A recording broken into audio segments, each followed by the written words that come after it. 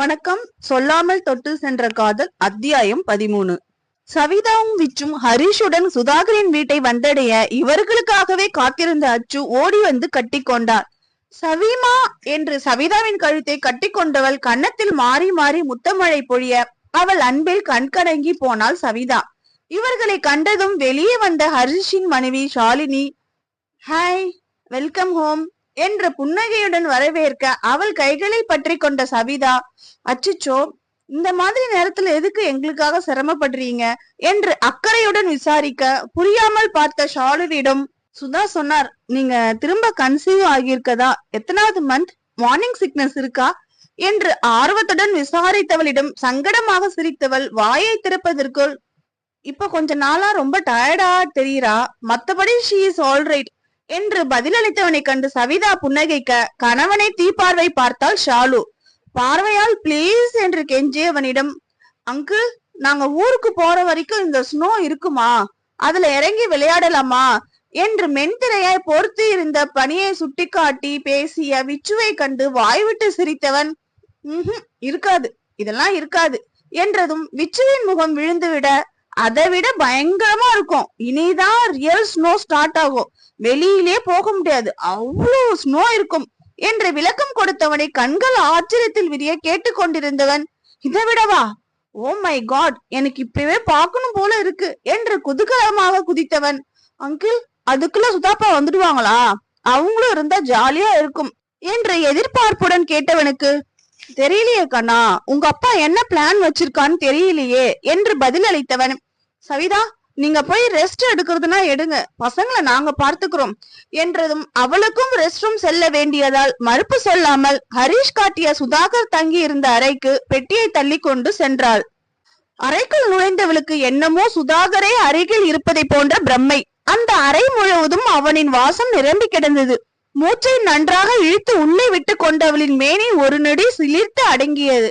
தன் எண்ணம் செல்லும் பாதை தவறு என்று உணர்ந்ததும் தலையை உலுக்கி தன்னை நிலைப்படுத்தி கொண்டவள் குளிப்பதற்காக பாத்ரூம்குள் நுழைந்து கொண்டாள். கனடாவில் காலடி எடுத்து வைத்த நொடியில் இருந்து குளிரில் நடுங்கிக் கொண்டிருந்தாள். வெளியே சொல்லிக் கொள்ளவில்லை என்றாலும் பற்கள் தந்தி எடுக்க இறுக்கமாக உட்கார்ந்திருந்தாள். ஆனால் வீட்டிற்குள் நுழைந்ததில் இருந்தே மிதமான சூடு அவளை தழுவிக்கொள்ள நிம்மதியாக உணர்ந்தாள். குளித்து முடித்து வேற உடை உடுத்தி வெளியே வந்தவளுக்கு சுட சுட டீ கொடுத்தாள் ஷாலு.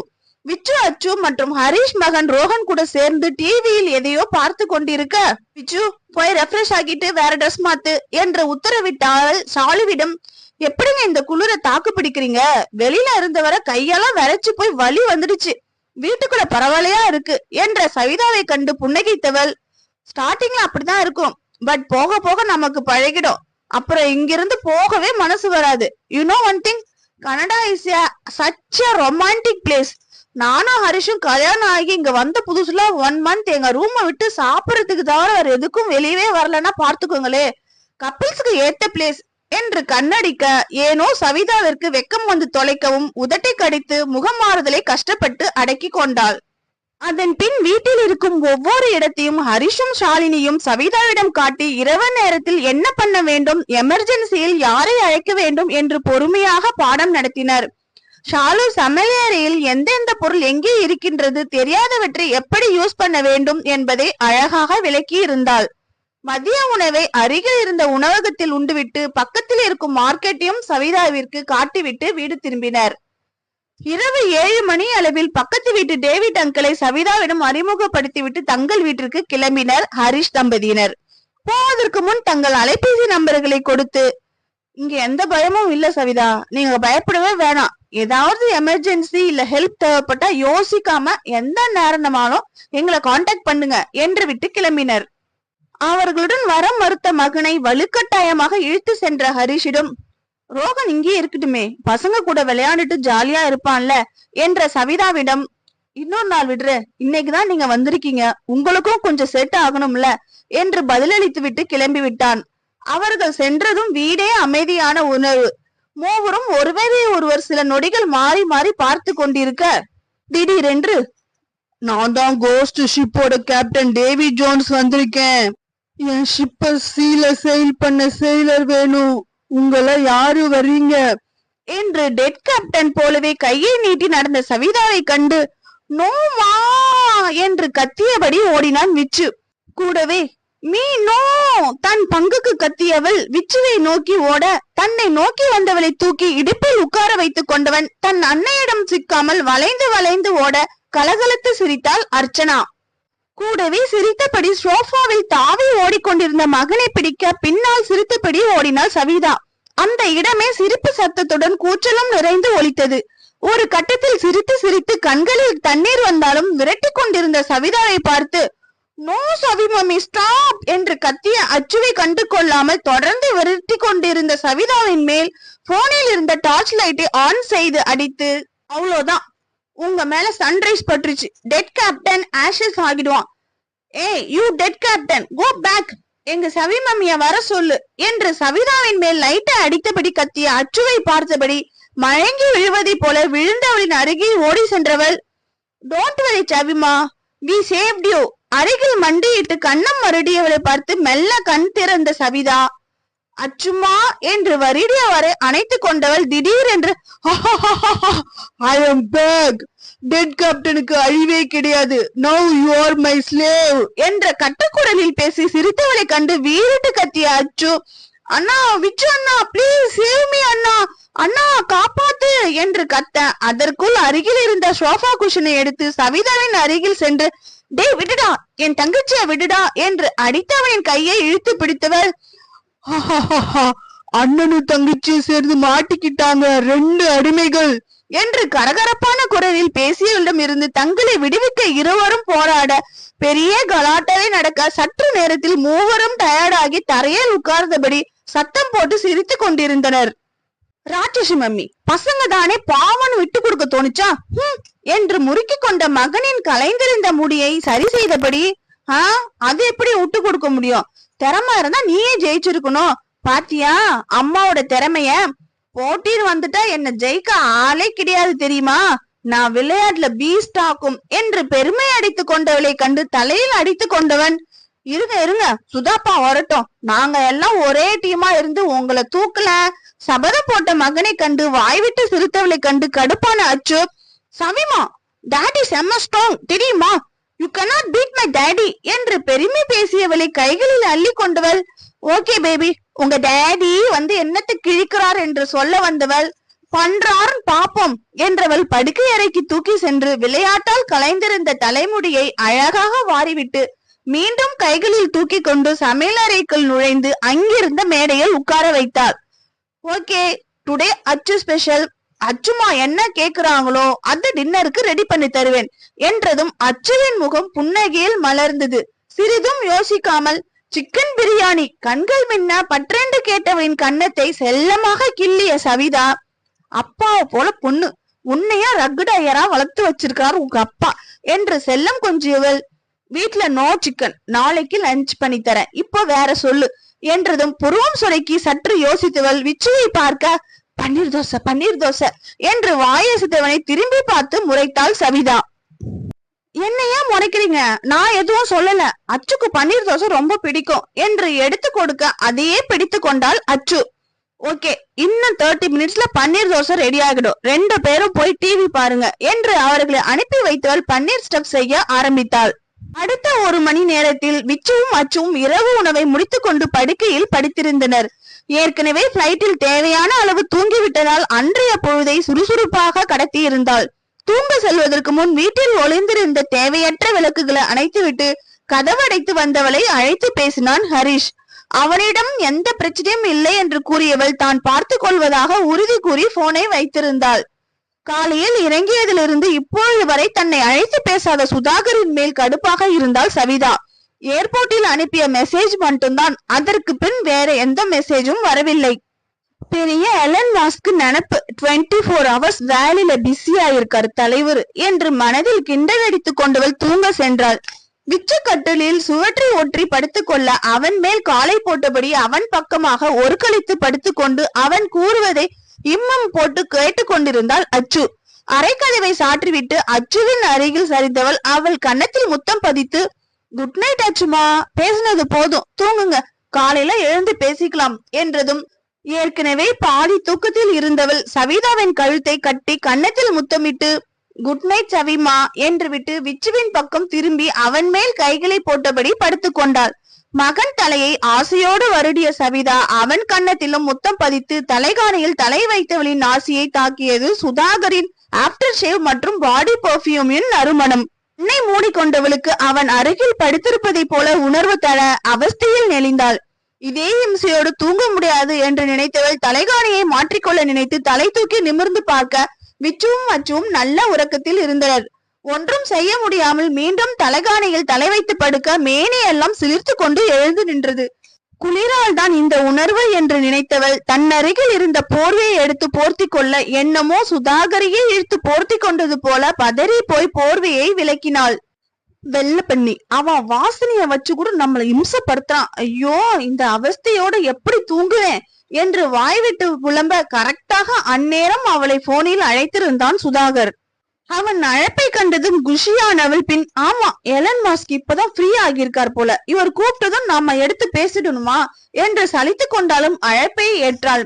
போனை உயிர்ப்பித்து காதில் வைத்த நொடி, சவி மம்மி தூங்கிட்டீங்களா என்ற அவனின் அஸ்கி குரலில் பின்னங்கழித்து முடிகள் சிலிர்த்து கொண்டு எட்டி பார்க்க கழுத்தை வருடியபடி, இல்ல, டான்ஸ் ஆடிக்கிட்டு இருக்கேன். சின்ன குரலில் வல்லென்று விழுந்தவளை கண்டு சத்தம் போட்டு சிரித்தவன், அச்சுச்சோ, இத சொல்ல மறந்துட்டேன், நீங்க தனியா டான்ஸ் ஆடணும்னு அவசியமே இல்ல மம்மி, நீங்க சாதாரணமா அசைஞ்சு நடந்தாலே பரதநாட்டியம் ஆடுறது போலதான் இருக்கும்.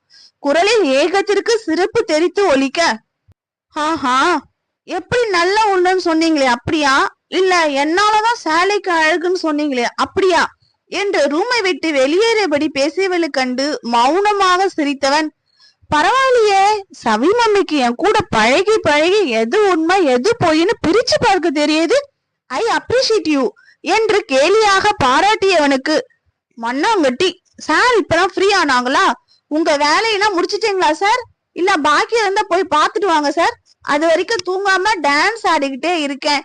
நக்கலில் தெரித்த கோபத்தை கண்டு, அடேடே, என்ன பார்க்க முடியலன்னு சவி மம்மிக்கு கோபம் போல, ரொம்ப எதிர்பார்த்துட்டு இருந்தீங்களா மம்மி என்று ராகம் இழுத்தவனிடம், ஐய, ரொம்ப ஆசைதான், உங்களை பார்க்க நான் வந்தேன், நீங்க இல்லைன்னதும் ஏமாந்து போக உங்களை பத்தி ரொம்ப ஓவரா கற்பனை பண்ணிக்க வேணாம் என்று திருப்பி கொடுத்தவளிடம், போட சுதா, உன்னை யாருமே தேடல, உனக்கு கொடுத்து வச்சது அவ்வளவுதான் போல, கடைசி வரைக்கும் உனக்கு நீயேதான் துணை என்று பாவமாய் பேசவும் விளையாட்டுக்கு கூறியது என்றாலும் சவிதாவின் மனதை அசைக்க தான் செய்தது. ஹலோ ஹலோ ஹலோ, ரொம்ப நடிக்காதீங்க, இங்க யாரும் ஆஸ்கார் கொடுக்க நிக்கல, இங்க வர வச்சவர் பத்திரமா வந்துட்டோமா இல்லையா, வீடு கம்ஃபர்டபுளா இருக்கான்னு கேட்காம ஹாயா கால் பண்றீங்க என்று குறைப்பட்டவளிடம், சாரிடா செவி, பயங்கர ஒர்க் பிரஷர், அதான் ஹரிஷ் கிட்ட உங்களை பார்த்துக்க சொல்லியிருந்தேனே, என்னை விட அவன் ரொம்ப பொறுப்பா பார்த்துப்பான் என்று பதிலளிக்க, அவர் பார்த்துக்கிட்டாதான், இருந்தாலும் உங்களை போல வருமா என்று சொல்ல வந்தவள் சற்றென்று வாயை மூடிக்கொண்டாள். அவள் கூற வந்தது புரிந்தவனின் இதழ்களில் மென்புன்னகை. மேலும் அவளை சங்கடப்படுத்த விரும்பாதவனாக, அப்புறம் இன்னைக்கு டே எப்படி போச்சு, அச்சு என்ன தேடினாளா, விச்சுக்கு இங்க செட் ஆகிடுச்சா என்றே பேச்சு மாற்றி இருந்தான். அன்று நடந்ததை முழுவதும் ஒன்று விடாமல் அவனிடம் ஒப்புவித்தவள் ஷாலு தன்னிடம் கூறியதை கூட மறைக்காமல் கூறியிருந்தாள். அவள் சொன்னதை கேட்டதும் வெடி சிரிப்பு சிரித்தவன், போச்சு போ, இந்த ஷாலு ஹரிஷ் மானத்தை வாங்கிட்டா, நேர்ல வந்து அவனை வச்சுக்கிறேன் என்று சிரித்தவனிடம், நோ, நீங்க இத பத்தி அவர்கிட்ட வாயவே திறக்க கூடாது என்று கட்டளையிட்டவளுக்கு சிரிப்புடன் என்று சம்மதம் தர தன் பேச்சை அவன் கேட்க போவதில்லை என்று புரிந்தது. இருவரும் சற்று நேரம் எதுவும் பேசவில்லை. பின் சற்றென்று இருவரும் ஒரே நேரத்தில் சேர்ந்து சிரிக்க அந்த நல்ல மனநிலையிலே போனை வைக்க நினைத்தவனாக, ஓகே சவி, வேலை இருக்கு, நீ போய் தூங்கு, நாளைக்கு பேசிக்கலாம், அப்புறம் பெட்ஷீட் பில்லோ கவர் எல்லாமே நான் கிளம்புறதுக்கு முன்ன வாஷிங் போட்டதுதான், யூஸ் பண்ணிக்கோ என்கவும், வாஷ் பண்ணியே இவ்வளவு ஸ்ட்ராங்கா இருக்கா, சுத்தம் என்று மனதில் நினைத்தவள், அது வேற பெட்ஷீட் இருக்கா என்று தயங்கி கேட்டவளிடம், ஏன் மம்மி, எல்லாம் ஃப்ரெஷ்ஷா வாஷ் பண்ணதுதான் என்று பதில் அளித்தவனிடம், ஃப்ரெஷ்ஷா வாஷ் பண்ணதுதான், நான் இல்லைன்னு சொல்லல, பட் நைட் எனக்கு வாசனை புடிச்சுக்கிட்டு தூங்குற பழக்கம் இல்ல, உங்களுக்கு மட்டும் ஆப்டர் ஷேவ் லோஷனை தடவை சொன்னா ஊருக்கே தலைவிருப்பீங்க போல அப்படியே பாடி ஸ்ப்ரே எல்லாம் ஹோல் கனடாவுக்கும் அடிச்சு விட்டுருப்பீங்க போல. எத்தனை தடவை தோற்றாலும் உங்க ஸ்மெல் போகாது போல என்று சாதாரணமாக விளையாட்டாக கூறுவது போல் சொல்லி முடிப்பதற்குள் வேர்த்து விறுவிறுத்து போனாள். அவள் கூறியதை புரிந்து கொள்ள சில நொடிகள் பிடித்தது அவனுக்கு. புரிந்ததும் வாய்விட்டு சிரித்தவன் மேலும் அவளை சங்கடப்படுத்தாமல், பீரோல் இருக்கு, என்ன வேணுமோ எடுத்துக்கோ, சரி அச்சிடட்டுமா, குட் நைட் என்று போனை வைக்க போனவன், சவி நாளைக்கு சண்டே தானே, வீட்லயே அரைஞ்சு கிடக்காம வெளியே சுத்தி பார்க்க போங்க, நான் ஹரிஷ் கிட்ட பேசுறேன் என்றவனை அவசரமாக இடைமறித்தவள், சொல்லாதீங்க சொல்லாதீங்க, பாவம் ஹரிஷ், வைஃப் கன்சீவா இருக்க நேரத்துல எதுக்கு எங்க கூட சுத்த விடுறீங்க, அதோட நாளைக்கு அச்சுக்கு பிரியாணி செஞ்சு தாரேன்னு சொல்லியிருக்கேன், அதுக்கே நேரம் போயிடும், இன்னொரு நாள் சுத்தி பாத்துக்கிறேன் என்று மறுத்தாள். ஹரிஷ் வேணாம்னா வேற யாரையாவது அரேஞ்ச் பண்ணி விடுறேன், ஓகே நாளைக்கு ரெஸ்ட் எடு, அப்புறம் பார்க்கலாம் என்று அவள் கூறியதற்கு சம்மதம் கூறியவன் குட் நைட்டுடன் போனை வைத்திருந்தான்.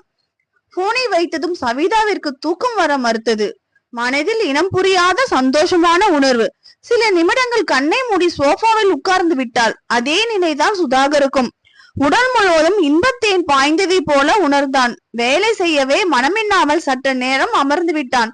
பின் வேலை லைன் கட்டி நிற்கவும் தலையை உலுக்கி சவிதாவின் நினைவுகளை விரட்டிவிட்டு வேலையில் மூழ்கி போனான்.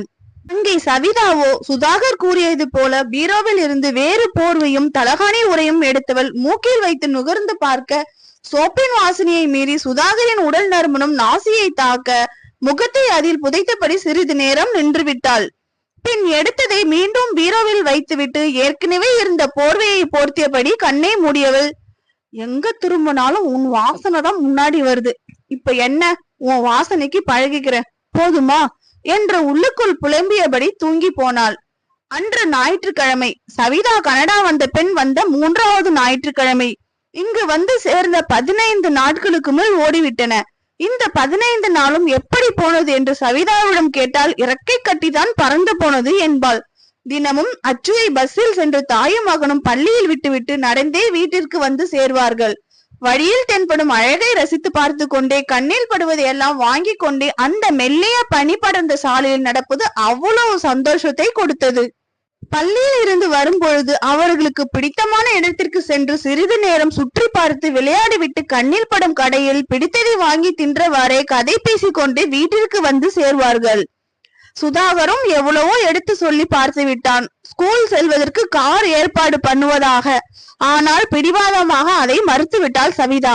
லீவ் நாளில் அருகில் உள்ள இடங்களில் மூவரும் சுத்தாத இடம் என்று ஒன்றும் கிடையாது.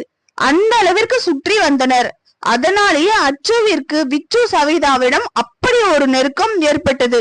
தினமும் இருவேளை சுதாகர் இவர்களிடம் பேசினான். முதலில் மகளை அழைத்து பேசுபவன் கூடவே விச்சுவிடம் பேசிவிட்டு வைத்து விடுவான். இரவு அனைவரும் உறங்கிவிட்ட பின் சவிதாவிடம் அவன் பேச்சு தொடரும். சில வேளை 2 மணி நேரம் கூட கடந்து செல்லும். சமயங்களில் வேலை பளு காரணமாக 5 நிமிடத்தில் வைத்து விடுவான். முன்பு இருந்ததை விட அப்படி ஒரு நெருக்கம் இருவரிடமும். இதில் பெரிதும் வருத்தப்பட்டது ஹரிஷ் மட்டும்தான். அவன் எவ்வளவோ எடுத்து சொல்லியும் ஊர் சுற்றி பார்க்க மறுத்து விட்டனர் விச்சுவும் சவிதாவும். சாரி அங்கிள், சுதாப்பா இல்லாம எங்கேயும் போக பிடிக்கல என்று வர மறுத்து விட்டான் விச்சு. அவனின் அம்மாவிற்கும் அதே கருத்துதான். ஆனால் விச்சுவை போல வாய் திறந்து சொல்லவில்லை. இருவரும் அதிகம் எதிர்பார்த்து காத்திருந்தது 2 விஷயங்களுக்காக. ஒன்று பனிப்பொழிவு, அடுத்தது சுதாகரை. இரண்டும் விரைவில் வருவதற்கான அறிகுறி தென்படாததால் சோர்ந்து போனாலும் வெளியே காட்டிக் கொள்ளவில்லை. ஞாயிற்றுக்கிழமை என்பதால் தாமதமாக எழுந்து கொண்டாள் சவிதா. பல்விளக்கி முகம் கழுவி காஃபி போடுவதற்காக பாலை அடுப்பில் கொதிக்க வைத்தபடி காலையில் என்ன சமைக்கலாம் என்று யோசனையில் இருந்தவள் பால் பொங்கியதும் அடுப்பை சிம்மில் வைத்துவிட்டு காஃபி கப்பை எடுக்க போக, மா மா அம்மா சீக்கிரம் வாங்க, இங்க வந்து பாருங்க என்ற விச்சுவின் அலறலில் திடுக்கிட்டு போனவள் வேகமாக முன்னறிக்கு சென்றவளின் பார்வை வாசலை பார்த்து நொடி வாய்ப்பிழந்து கண்கள் ஆச்சரியத்தில் விரிந்து கொண்டன. மீண்டும் அடுத்த அத்தியாயத்துடன் சந்திக்கிறேன். நன்றி, வணக்கம்.